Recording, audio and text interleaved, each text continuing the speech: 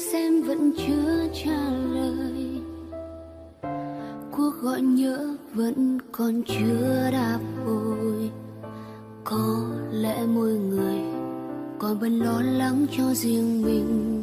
Giờ đây chỉ còn một thói quen chưa kịp quên.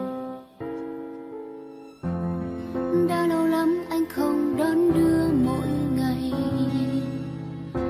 chẳng còn quan tâm em buồn vui lúc này. Cô đúng hay sai thì cả hai chẳng thể quay về. Giờ đây chỉ là người xa lạ đã từng quen. Từng khoảng cách cứ lớn dần, vậy mà ta chẳng còn tha thiết để bận tâm người từng thương. Sao bỗng xa lạ quá, vừa không quen chẳng dám nhìn nhau vội đi mau.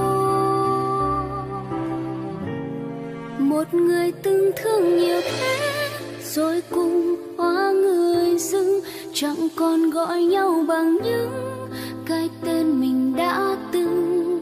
Trả lại nhau những hồi ức, đôi môi cứ ngập ngừng nợ nhau lời xin lỗi.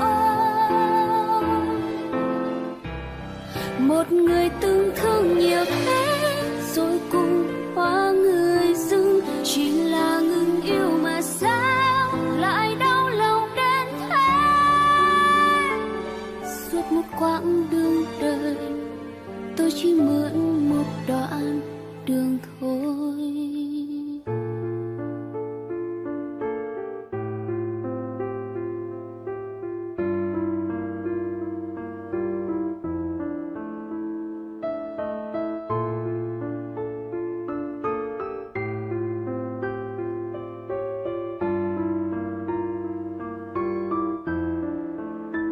Từng khoảng cách cứ lớn dần, vậy mà ta chẳng còn tha thiết để bận tâm người từng thương. Sao bỗng xa lạ quá, và không quen chẳng dám nhìn nhau vội đi mau. Một người từng thương nhiều thế rồi cùng hóa người dưng, chẳng còn gọi nhau bằng những cái tên mình đã từng. Trả lại nhau những hồi ức, đôi môi cứ ngập ngừng nợ nhau lời xin lỗi.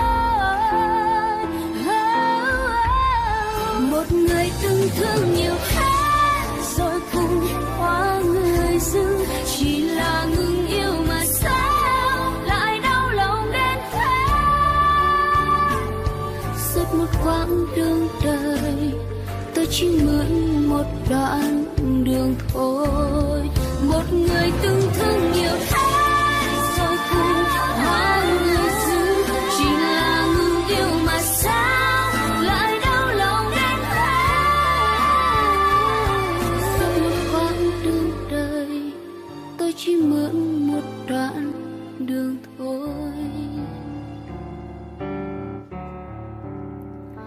Điều buồn nhất trên đời là người thương bỗng hóa người dưng.